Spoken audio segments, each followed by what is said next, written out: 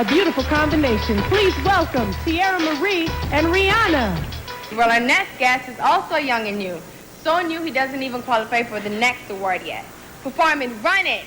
Please welcome Chris Brown and Joel Santana. In 2003, at only age 13, Chris Brown is discovered by some local record producers, Hit Mission Records, whilst visiting his father's gas station. This crew developed Chris as an artist, helping him record a demo and eventually taking him to New York to pitch to major labels. Whilst he was there, a teenage Chris Brown captured the eye of a Def Jam record executive named Tina Davis. Tina Davis is a record executive at Def Jam. She's overseen album releases for some of the biggest names in hip-hop. Immediately impressed, Tina took Chris to go and meet the head of Island Def Jam, L.A. Reid, who immediately offered him a deal. Unfortunately, within a few months, Tina Davis had lost her job at Def Jam, but fortunately immediately landed on her feet after the newly signed Chris Brown offered her a job as his own manager. And from that moment on, Tina put Chris to work, getting him lucrative performance opportunities, including the 2005 Vibe Awards, where Chris was introduced to a young woman by the name of Rihanna. Chris Brown and Rihanna spent the next few years crossing paths at various industry events, including the 2006 Nickelodeon Kids' Choice Awards, the 2007 VMAs where they performed back-to-back, and Chris Brown's lit 18th birthday party, which was covered by MTV under the special title My Super Sweet 18th. As Chris Brown and Rihanna grew closer together, the pair continued to deny allegations that they were dating, suggesting that their relationship was a bit more like a brother and sister. Well, it turns out that she meant the relationship was a little bit more like the kind of brothers and sisters that you see on the internet. Oh, how I love holding my sister in the pool, wrestling with my sister in a bikini, and of course there's play fighting. Well, it turns out Chris wasn't playing. No, so as it turns out that on February the 8th, 2009, reports came out that Chris Brown had savagely beaten up Rihanna on the way to a pre-Grammy party. Allegedly, this incident came out of an argument between Chris and Rihanna, where Chris had been accused by Rihanna of having another relationship after seeing some booty call messages in his mobile phone. Now, the existence of this booty call message was confirmed by the LAPD, who said in an affidavit that a 3-page text message had sparked this incident, having come from a woman who Brown had previously had a sexual relationship with. Now, for many years, a lot of rumors have swirled around that the woman who had sent Chris Brown these raunchy text messages just before that incident with Rihanna was actually an older woman who'd been involved in helping him in the early stages of his career. In fact, rumors of a 2-year relationship had already come out around the time Chris Brown had turned 18. For the record, this woman did deny all of the allegations and release a statement saying that no explicit emails exist between her and Chris, which is handy because that argument between Rihanna and Chris Brown was allegedly over a text message and not an email. But that woman did go on to threaten legal action against anybody spreading those rumors. Probably something an innocent person would do, right? And following this, the media and fans had pretty clearly taken their sides, with most people rushing to Rihanna's support and many people looking to boycott Chris Brown for his terrible actions. But bizarrely, within a few weeks of this incident, Chris Brown and Rihanna reunited for some reason at Diddy's mansion. And P. Diddy bizarrely appeared on The Ellen Show not long after this to try and justify his decision. Well, after dancing for an entire minute. Ellen was giving Puff Daddy a hard time for allowing Chris and Rihanna to meet, especially after the fact that she had banned Chris from her show. But it seems that Puffy was pretty adamant that there were always two sides to the story, and he was just trying to help the couple get some understanding. There's a lot of talk going on with Chris Brown being at your place in Miami, and you arranging Chris and Rihanna getting back together. I'm the type of person that I don't cast a stone or cast a judgment on anybody. As long as I know that the energy of the favor is positive for two people to sit down and talk about a situation that they're in. And it looked like Diddy, aka Puffy, aka Swag, aka Brother Love, had done wonders. And by March 2009, only a month after the incident, many people were reporting that Chris Brown and Rihanna had reconciled and were getting back together. Though they had decided to keep this relationship as private as possible, apparently causing some friction amongst their respective teams. They were allegedly holding late-night recording sessions working on a makeup duet, but the Chris Brown-Rihanna makeup story was about to get a little more complicated. Enter King of the Fuckboys, Drake.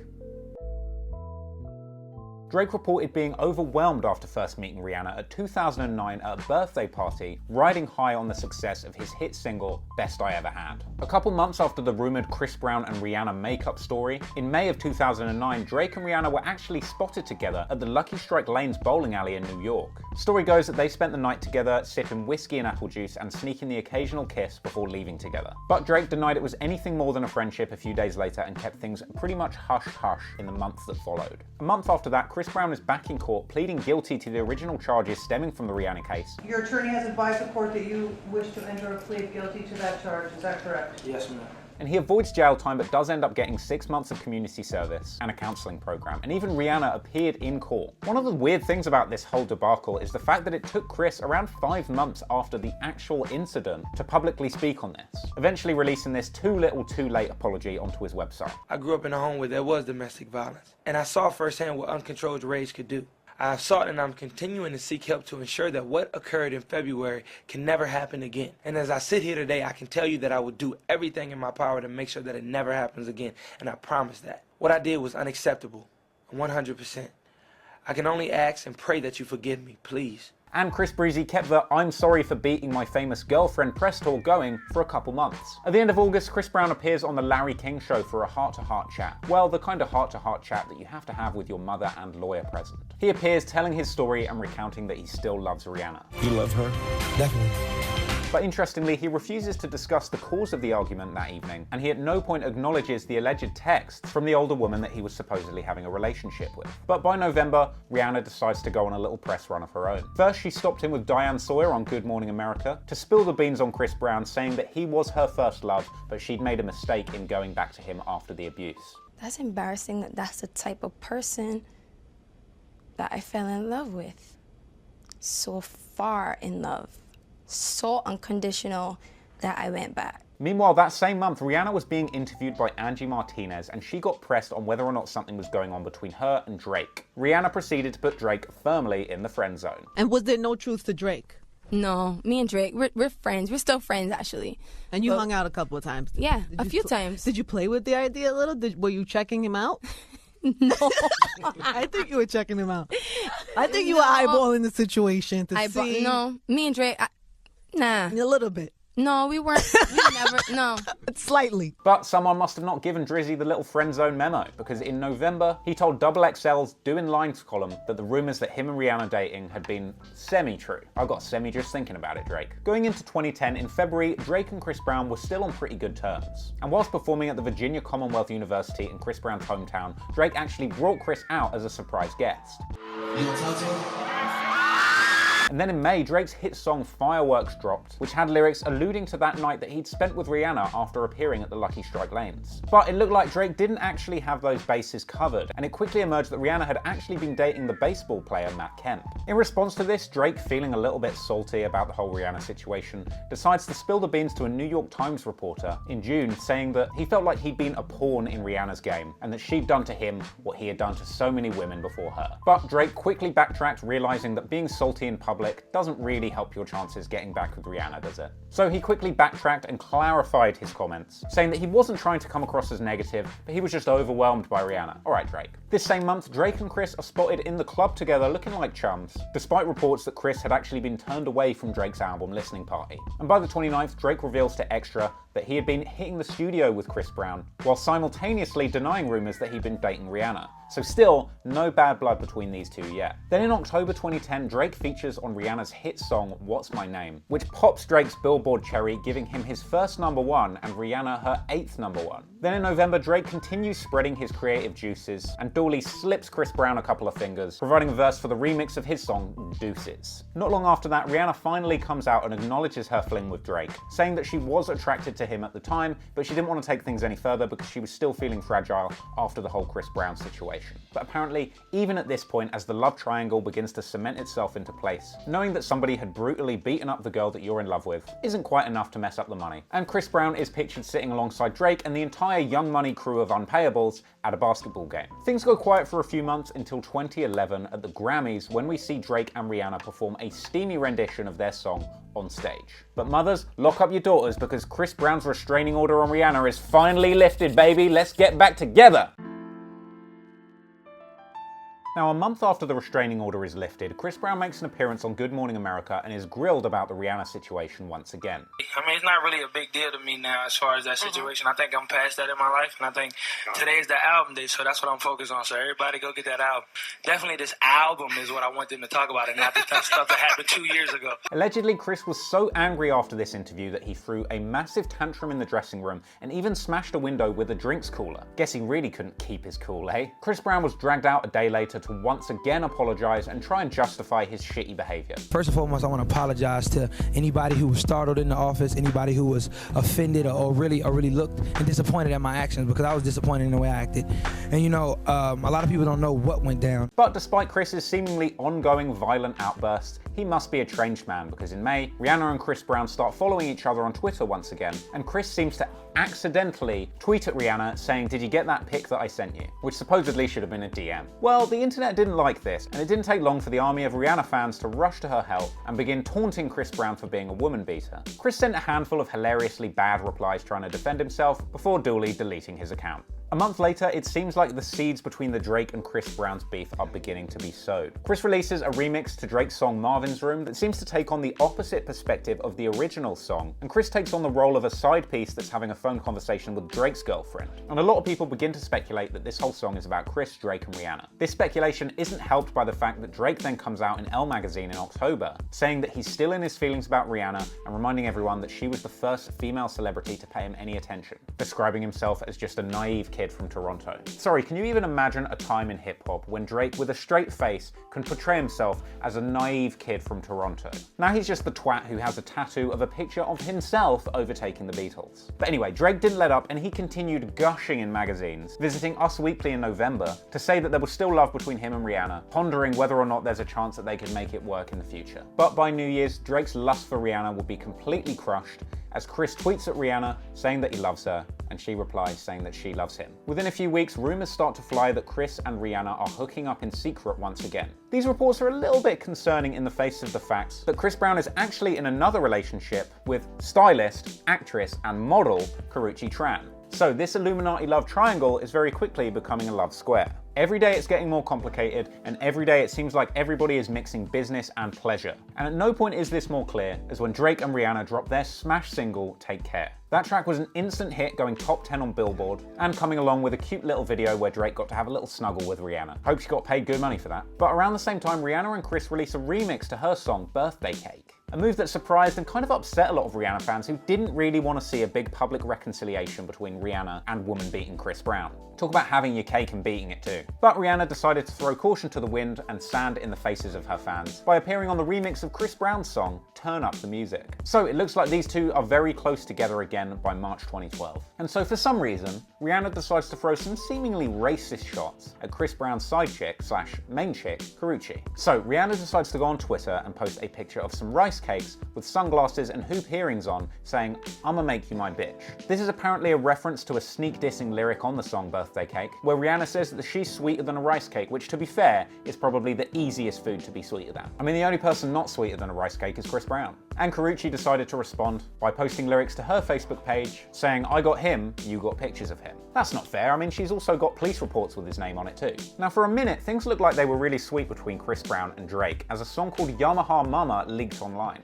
But Chris Brown quickly put to rest rumors that Drake and him were good, tweeting out that that song is old and whack. And setting aside Drake for a minute, it didn't take long for Chris Brown and Rihanna's relationship to turn sour as well. In May, Chris Brown dropped a remix to Kanye West's song Terraflu, which had a line in it saying he doesn't fuck with his old bitches like an old fur, everyone in the industry has had her. Rihanna pretty much confirmed that she felt some type of way about this by immediately unfollowing Chris on Twitter, and Chris Brown retaliated by unfollowing her, but to be fair, his retaliations are usually much worse. Then for a split second, it looked like this beef was about to turn from a love square into a love pentagon, as rumors that Meek Mill was dating Rihanna began to surface, sparking a mini Twitter beef between Meek, Chris, and Drake. Essentially, Chris called Rihanna a clout chaser, Meek told Chris that these chicks belong to the game and not him, and accused Chris of taking Meek off a song because he'd been smashing Rihanna. And then Drake chimed in with the very helpful comment, "Oh, is that your hoe? She's our hoe too." Very respectful way to talk about the woman you're so in love with, isn't it, Drake? Who knows, maybe you'd have ended up with her if you hadn't been publicly calling her a hoe. But anyway, on the 12th of June, reports start emerging that Chris Brown and Rihanna have once again been meeting up in private.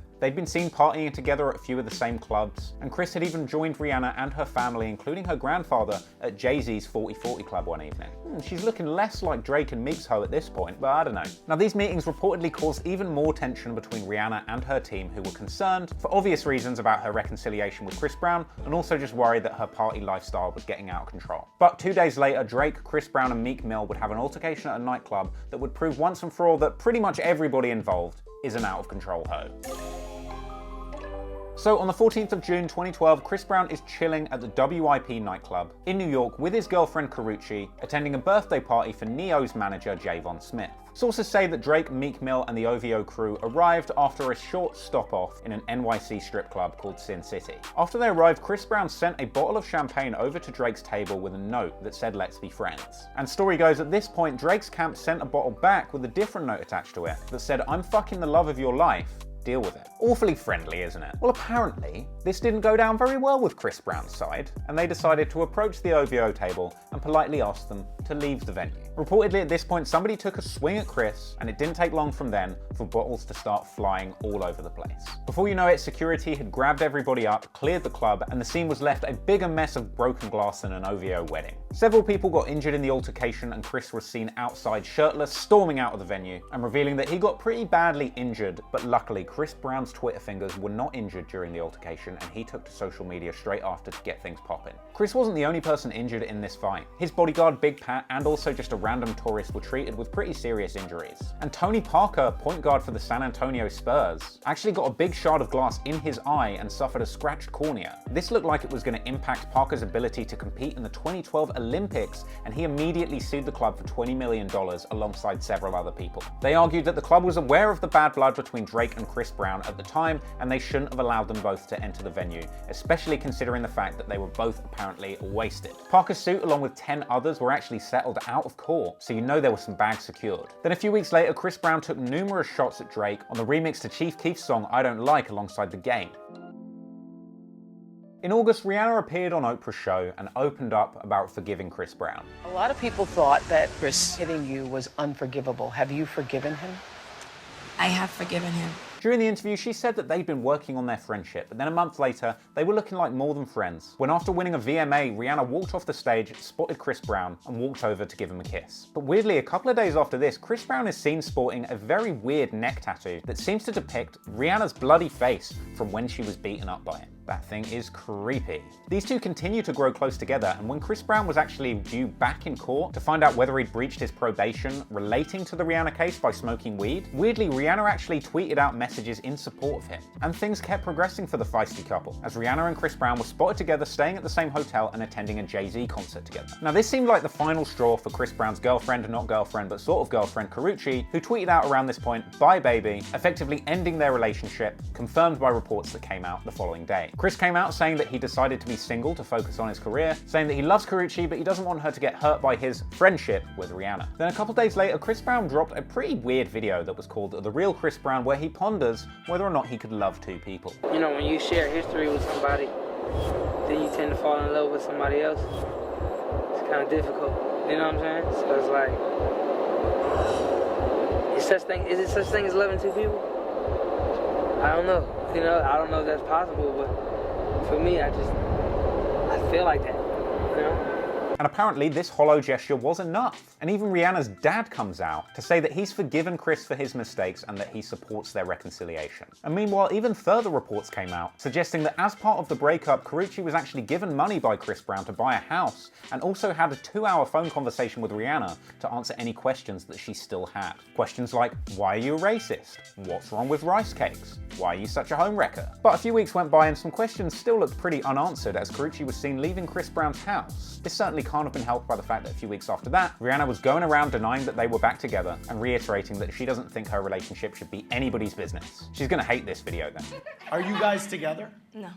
Not together. Chris continues to do damage control, by which I mean controlled demolition of his own life, by appearing on Big Boy's show, refusing to answer who he would take to Smash Island, Rihanna or Karrueche. Both. I'd bring both. As you should. Yeah, as I should. As you should, man. Not a threesome. Was that You funny. your next threesome? This dude, right man. Y'all. Yeah, not sure that threesome's gonna happen, Chris. Chris also discussed that Drake nightclub altercation and said that he was also trying to get paid off the back of that lawsuit, and weirdly reminding everyone that he boxes. What happened with Chris Brown crew and Drake's crew in the club? Yo, you can talk about that. You know, only reason I can't talk about that because we're dealing with some legal stuff. You know, real talk. And, you know, I'm trying to get paid. Yeah, man. You know, and not trying to give out too much. You know, right? Yeah, you ain't trying to give out to no information, but you know, we don't talk about other guys. But just it wasn't on the music. it wasn't nothing where you hit him or he hit you. So it was like more. It's crew none of that. stuff, I'm more club. reserved. You know, and I box. So we don't do it would have been none of that. Yeah, well, his boxing skills weren't looking too tough when he was backing out of that fight with Big Draco. But anyway, as we got closer to the end of the year, Rihanna seemed to be backtracking on a lot of the things that she'd said, Instagramming a picture of herself on the PJ, saying that she was on her way to see her lover. And it turns out that she was on her way to a Thanksgiving party with Chris in Berlin. Going on to tweet a picture of Chris in bed, shirtless, asleep. God, you must get so tired just spending your whole day arguing with people that call you a woman beater on Twitter. And by the end of the month, she was making some very classy tweets, including this one, where she says home is where the cock is, accompanied by a picture of her with her arms around a certified cock bag. At the time, I think a lot of people really just hoped that picture wasn't really a hug and Rihanna was just practicing some jiu-jitsu for when Chris tries some dumb shit again. By March 2013, Chris Brown is still salty over the Drake incident and tells a Hollywood crowd, F Drake. This was a pretty interesting incident actually, where apparently Chris Brown was just partying at a club but got pissed off when the DJ dropped the song Started at the Bottom and decided to ask the DJ to get up on the mic. I can kind of sympathise with this because I have similar reactions at clubs when people play Danny Brown's music. But before you knew it, this unlucky crowd would then be subjected to an 8-song Chris Brown medley. Ball player and inventor of shit weed Reggie Bush even jumped on stage to be his hype man. So a month later, Drake is all up in his feelings about Chris and appears on EVR radio saying that he's better than him. These are the fact that I make better music than him, that I'm more popping than him, and that at one point in life, you know what I'm saying, the woman that he loves fell into my lap. I did what a real nigga would do and treated her with respect, so she's not up there talking down on me, you know what I'm saying? And all those things combined, you know, create an individual that comes up to your radio station and is just gonna, you know, do dumb shit. Calm down, guys, calm down. You're both wankers, okay? Chris has a very brief reply to this, just tweeting out the words, LOL. In May, Chris reveals that things didn't really work out with Rihanna. He named her busy schedule as the reason it didn't work. I suppose that's a better excuse than his shitty behavior. And revealed that he'd reconciled with the other half of his failed Desert Island smash, Karrueche. And the news of Chris Brown and Rihanna's breakup had Drake rubbing his hands together like Birdman discovering a new rapper at an open mic. So Drizzy ramps up the Chris Brown disrespect to a whole new degree, once again choosing to diss him in his GQ cover story in June. But the slippery OVO girl stealer Drake continues to slither his way into Rihanna's inner circle, and in August was seen dining with her in New York on a date that apparently ended in a kiss. Not long after this, Drake is blindsighted by the blindsighter to end all blindsightings, Ellen, inviting Drake on the show and asking him whether anything's going on between him and Rihanna. But Drake is incredibly coy about the whole thing. That's Rihanna. Yeah. So. Oh, it's my turn now? Yeah, your turn.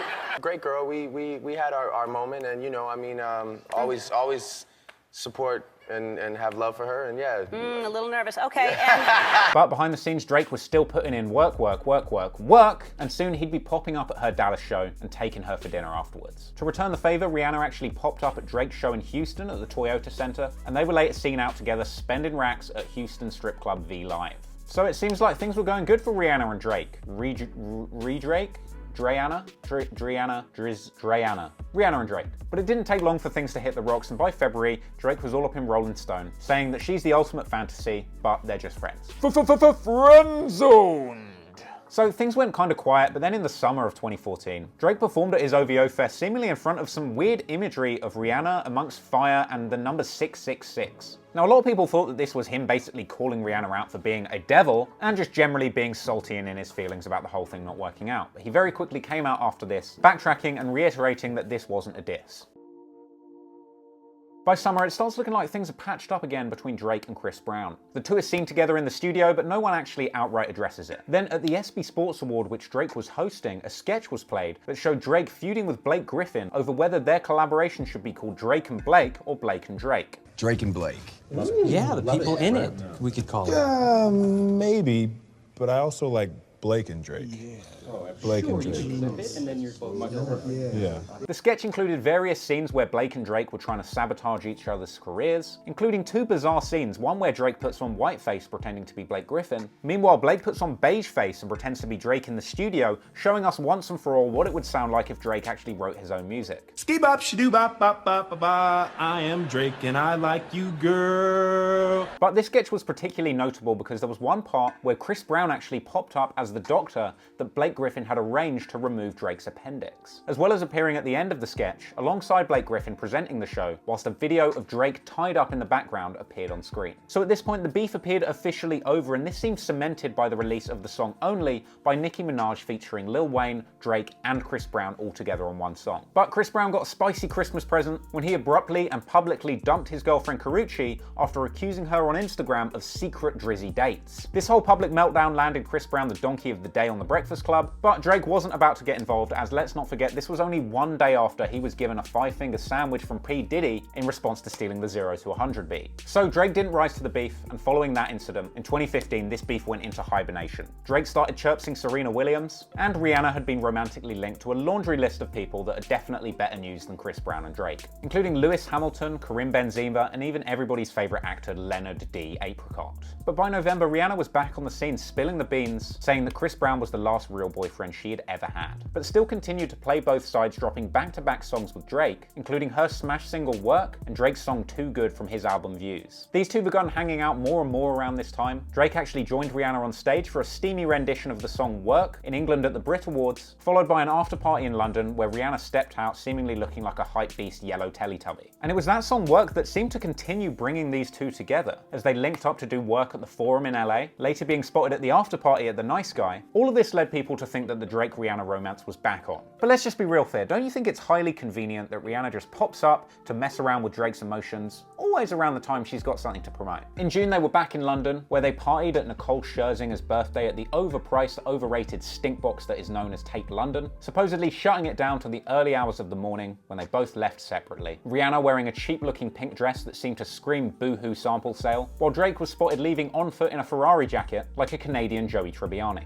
They went on to perform together at the Manchester Old Trafford, where a sloppy Drake told the crowd that he was getting his heart broken. But we all know Drake isn't the first person to get his heart broken at Old Trafford. Eh? Come on, football, eh? Come on the football, eh? Football, hey, football. But perhaps Drake had leaned into this romance a little too hard. And in August, Drake would embarrass himself publicly, pulling an accidental Kanye. Drake was set to appear at the 2016 VMAs to present Rihanna with a Video Vanguard Achievement Award for her 10 years in the game. Unfortunately, Drake used this opportunity to spend a lot of time talking about himself and his feelings for Rihanna as opposed to her achievements. I was introduced to her as a kid who played background music at the restaurant as people ate their dinner. Today, the world knows Little X as Director X. They know me as Drake and not the kid singing while you order pasta. When it comes to fashion and style, she makes it seem so effortless until you try and do it yourself, which is when it gets a little awkward. And never missing a crop over unless it's to come perform at OVO Fest, which we appreciate.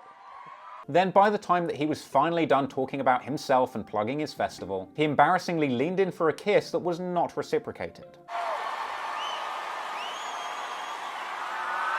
Immediately following this, it looked like the Drake and Chris Brown beef was actually back on. Chris Brown performed with one of Drake's original mentors, Lil Wayne, tweeting out a picture of the performance calling out fake-ass rappers. Drake retaliated with a sneak diss of his own, in an apparent reference to Lil Wayne's troubled record deal, and referring to an unnamed group as Weirdos, apparently in reference to Chris Brown. But not long after the backlash, it didn't take Chris Brown long to walk back his comments and say that he wasn't trying to diss Drake with his caption. And that awkwardly self-centered presentation at the VMAs didn't seem to dent the Drake and Rihanna relationship too much at this stage. Within a few days, they were seen smooching together in Miami and even got matching shark tattoos. But by October, in Drake's favorite month, Drake and Rihanna's summer fling was over. Both their reps came out and said that they were seeing other people, once again blaming their schedules. Particularly Rihanna's schedule that says she's busy washing her hair every night for the next 10 years. Man, I don't know who this rapper is called Schedules, but he's out here smashing all the famous busy girls. However, some juicy details emerged in the days after this breakup. Apparently Drake had been trying to get over Rihanna by piping down India Love, who supposedly had just dumped her boyfriend Chris Dixon, who was rumored to have cheated on her with Rihanna. Not long after that, Rihanna decided to share this salty caption on Instagram, seemingly referencing that information. Yeah, says the girl that's also not married or in a stable relationship. Not long after this, Rihanna and Drake were both pictured separately in Dubai attending the Formula One. Apparently not once were they seen together, further confirming people's suspicions that they had split up. And in the months that follow, details begin to emerge that Rihanna is actually dating the billionaire Hassan Jamil. And before you get too excited, this guy's as dull as dishwater. He's essentially rich from from his father's business, who had the distribution rights to Toyota vehicles in all of Saudi Arabia. It's not really trapping out the bando, is it? So with Rihanna moved on and still dating that young billionaire, there's only one loose end in this story to tie up. And that's Karrueche, who breaks up with Chris Brown after finding out that he had a child with a side chick, getting a restraining order against Chris that eventually goes permanent. In June 2018, Chris Brown gives some support to Drake, sharing the cover of his Scorpion project on his Instagram story. In August 2018, Drake seems to return the favor with an Instagram comment that seems to suggest that Chris Brown is good at basketball. And then with all that groundwork laid in September of 2018, Drake follows Chris Brown on Instagram. In October, the Drizzy Breezy romance just continues to go from strength to strength as Drake brings out Chris Brown in LA on stage at his Aubrey and the Three Migos tour. Then in November, Drake sends Chris an OVO jacket and Chris returns the favor by sending him some Black Pyramid gear. Come on, Chris, nobody wants that ugly ass Black Pyramid shit. I'm still trying to flog all this black scale crap that A$AP Rocky made me buy. And then we all know in 2019, these two finally buried the hatchet as Chris drops the song No Guidance that featured a verse from Drake. The release of this song ended the feud once and for all and proved forever that it is money over bitches. The track hit number 10 on Billboard and number 1 on the Apple chart, and Drake proudly proclaimed that this was the best ever opening debut for a Mortal Enemy duo. The track had a pretty entertaining music video where Drake and Chris Brown bump into each other at a party at an empty parking lot. That beef escalates and Chris Brown challenges Drake to a dance-off, which we all know is going to end badly because we all know from Hotline Bling, Drake can't dance for shit. After immediately flopping at dancing, Drake realizes that there's no glass to throw and no ghost dancers to sign to OVO. He admits defeat and gives that W to Chris Breezy. And this, ladies and gents, is a symbolic moment in this beef. Because despite how many battles were fought, how many tweets were sent, how many Instagram captions were filled with salty comments, there was only one winner of this beef. It was Rihanna, who played both of these chumps against each other to her own advantage, leaving a woman abuser and a clout chaser heartbroken as she fled to the arms of a billionaire that nobody's heard of. And that is why Rihanna is the true boss. Thank you for watching. I hope you enjoyed that video. A quick announcement. I'm going to be closing down my merch store at the end of this month. So after August 2019, you won't be able to get any of the original Trap Lord designs from my merch store. I'm going to be shutting it down. I'm going to be launching a brand new merch store with completely new designs, an entire collection, Trap Lord Season 2. So you won't be able to get any of the old designs. I'm not just saying that, for real. That stuff's going to be gone forever. So if you want to jump in, if you want to get any of the Season 1 classic merch that you've seen so far, go and cop that in the next week or so. Otherwise, it won't be available again after next week. It's not clickbait. For real, I just want to take things forward. I want to launch a whole new collection. I want to evolve my merch design setup. And I'm just really excited for that. So I think you're really going to enjoy the designs that I've got coming. And any of the OGs that want to get in there and grab some of the stuff that I've got going on now, feel free to do that. I'd appreciate it. But also feel free to just, you know, hang in there and see what I've got popping off in the next lot. But it's all new stuff. It's all completely different. And I'm really excited to share it with you guys. So thank you for watching. And until next time, peace out.